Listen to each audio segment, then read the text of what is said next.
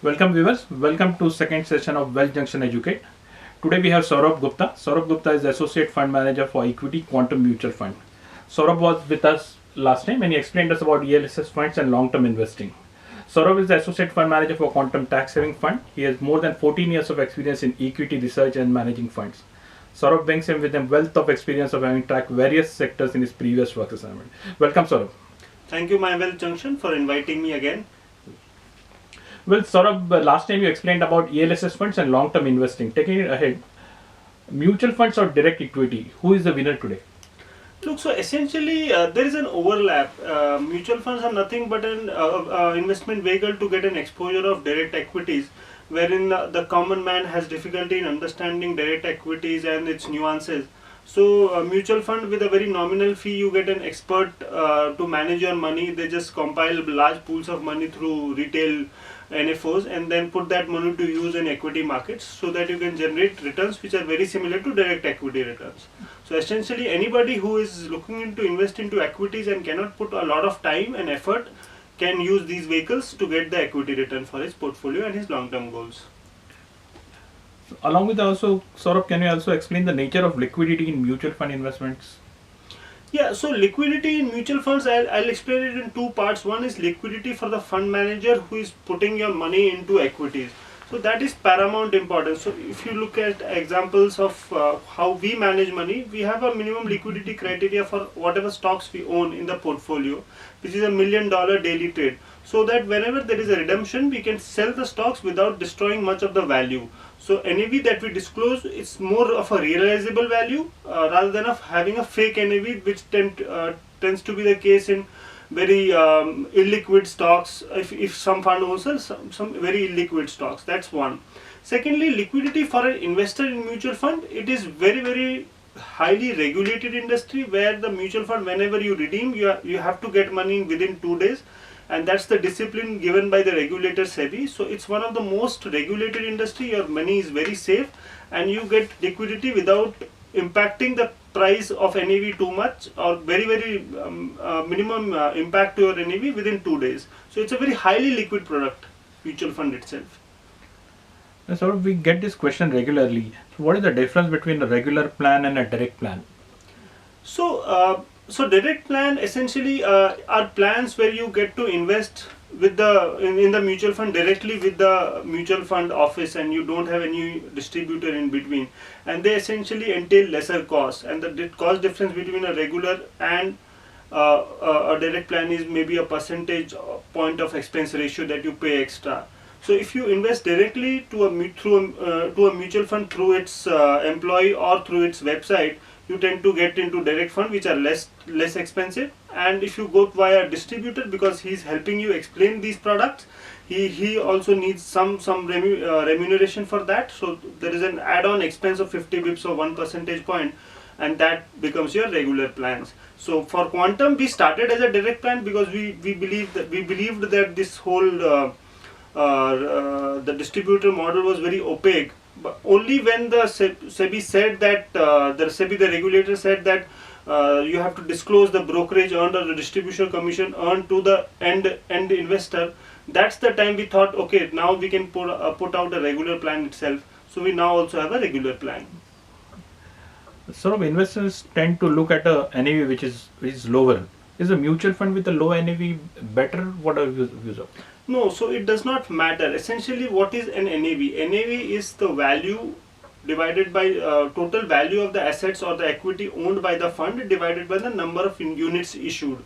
So it will not matter whether it's a 10 rupees NAV or 100 rupees NAV. What is important is what kind of portfolio, what kind of strategy the fund manager is running, and what kind of strategy you want to be in. So that these are more pertinent questions rather than the value, exact or absolute value of the NAV.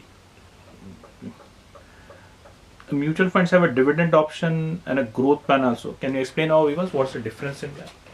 So essentially, every plan will have a growth plan and dividend plan as per regulations, and some mutual funds do give dividends out of the value created in the fund. We don't do that because we believe that giving out dividend is a very inefficient way because of taxation structure of creating value for the investor. And essentially, if you're holding equity for long term, why do you need dividends regularly? And even if you need liquidity, you can always sell some of your units and use that money for your end use, whatever end use you have. So it's not a very tax efficient way of mutual funds giving dividend, though many people like it. Our advice is that if you are in for equity from a 3 to 5 year perspective, which I explained, that should be your minimum time horizon into equities. Look for a growth plan which can create capital for you, and if in the intermediate period, if you require capital, your money back, essentially you can sell some of your units and get that money instead of going for a dividend plan. That's our view of things. So what do you think? Should a retail investor, for a first time investor, should he going for a sectorial fund, or should he go for a plain equity fund? What should be his first step? We always believe that any retail investor should look into a diversified equity fund, because sector fund does not diversify the risk enough.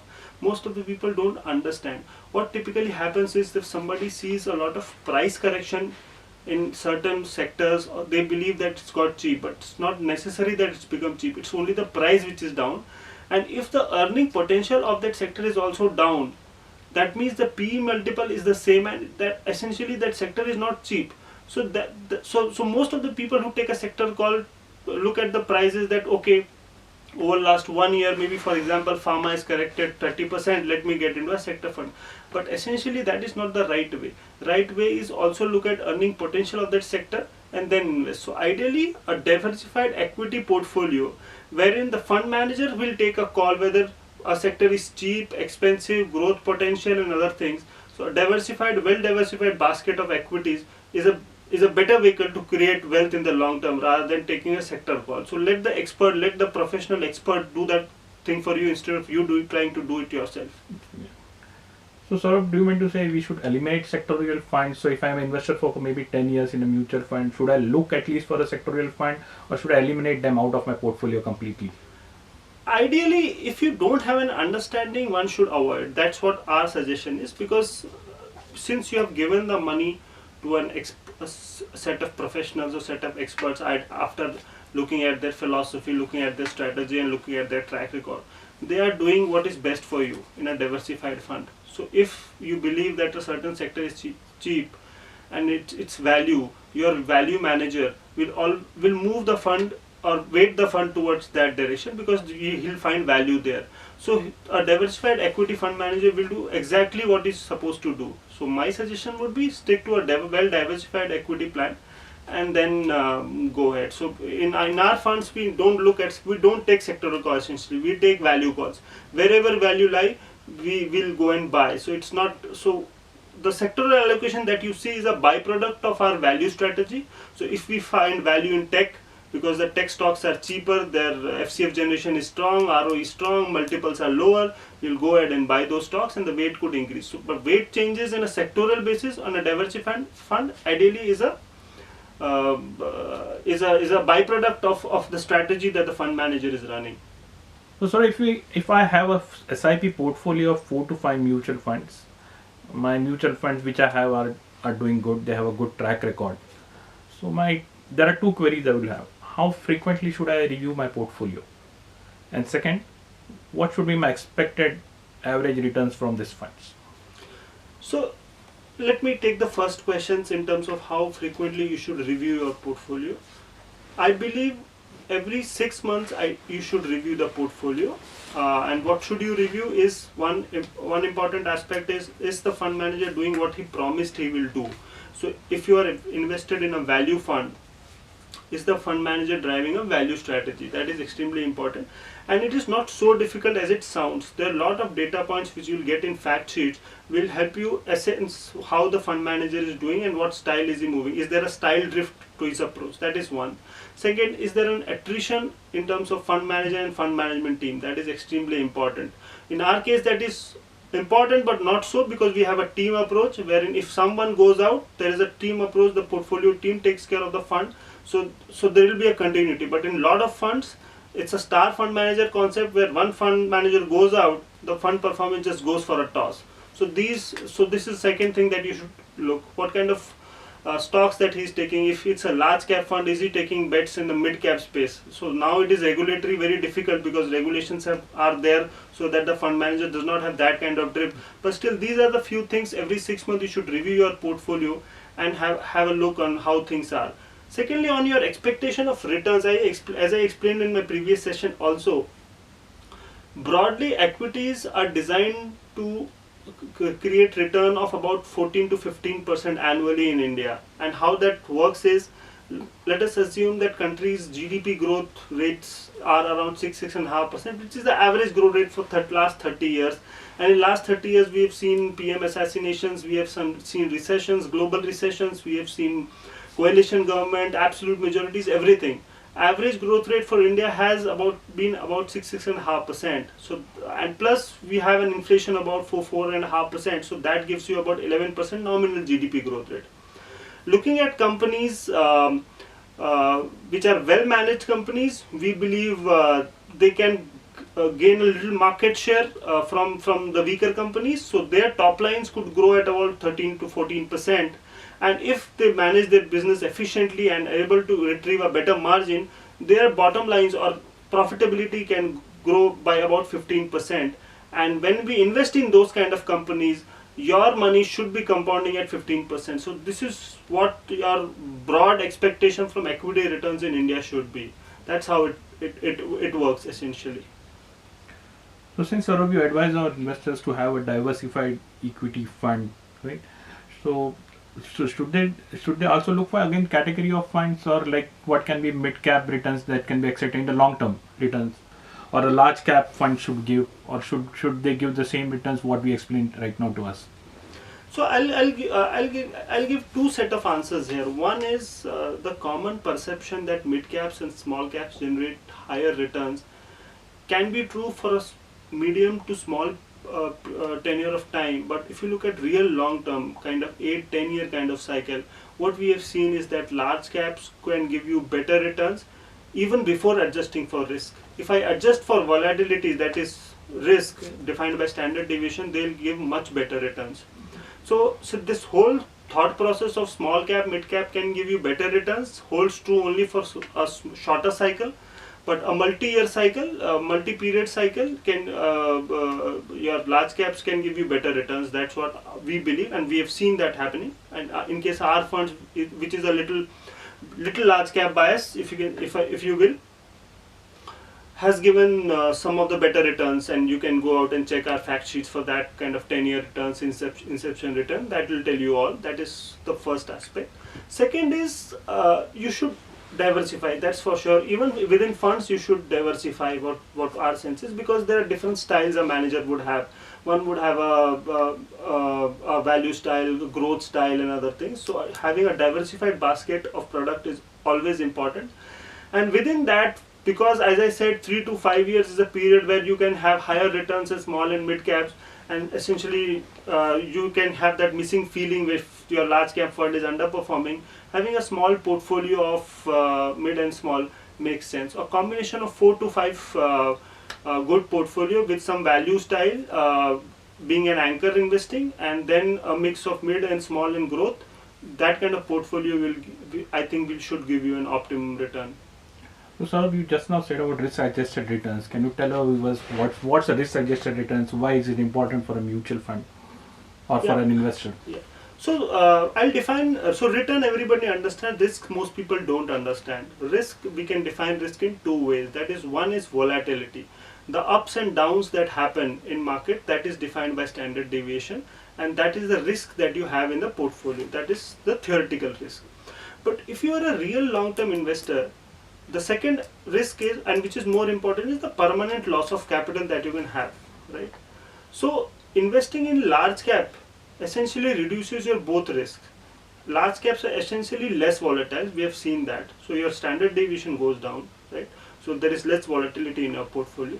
And secondly, permanent loss of capital, because if you look at mortality rate, which I say the company is dying down, large cap companies are less risky or less probable that they will die down. But in small caps, there is a very high risk that these companies won't even survive the next bull cycle, right? So permanent loss of capital is a bigger risk in mid and small rather than large. That's broad sense of risk that I can explain to you, that you should maybe have a look at. Sort of, do you suggest to invest in fixed maturity plans? And if yes, what is the percentage that should hold in one's portfolio? Look, FMPs, we believe these FMPs and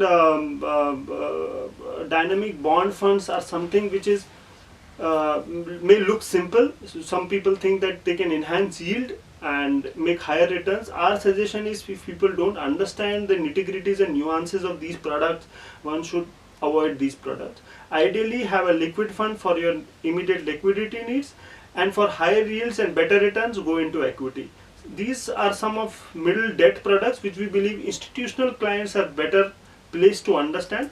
But if you understand, I believe a dynamic bond fund which is not taking credit risk but only taking liquidity and other cycles risk is, or duration risk is better placed, because we have seen the way credit has worsened, and a lot of these debt funds have taken a lot of hit, and a lot of people have got stuck in good funds.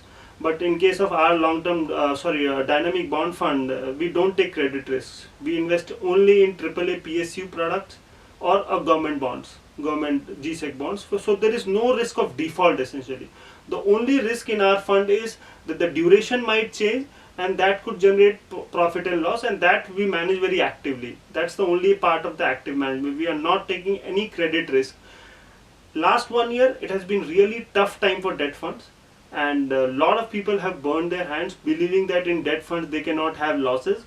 But a lot of papers that these debt funds bought have defaulted, and there is a lot of value erosion that has happened. So one has to be doubly careful while investing into debt products. So Quantum launched an ESG fund. Can you explain to our viewers what is the concept of ESG? Yes, so ESG is essentially a very relatively new theme which has evolved over the world and developed the world much better than India, and we are bringing that to India. ESG essentially stands for environmental, social and governance standards, and these and investing based upon these themes and not only financial parameters. So that is ESG investing.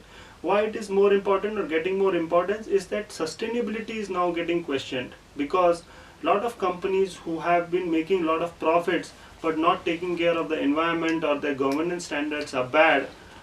They will not sustain for a long period of time. They might do good for 3-5 years, but essentially the regulator will catch up, and in the end the financial investors have to take an impact. So these three parameters are getting a lot of importance, and lot of big pension funds, endowments globally are looking at companies who are doing good in these ESG parameters, and then only they become part of the investable universe. As part of Quantum, we always focused on governance, the G part.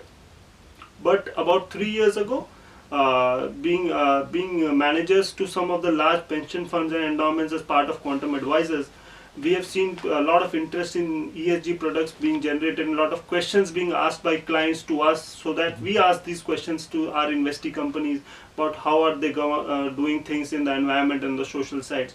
So we created a team about 4 years ago, and since ESG data points are very sketchy in India, our team painstakingly built a lot of database and a lot of universe, and now that culmination of that database and that research is that we have launched this product for India.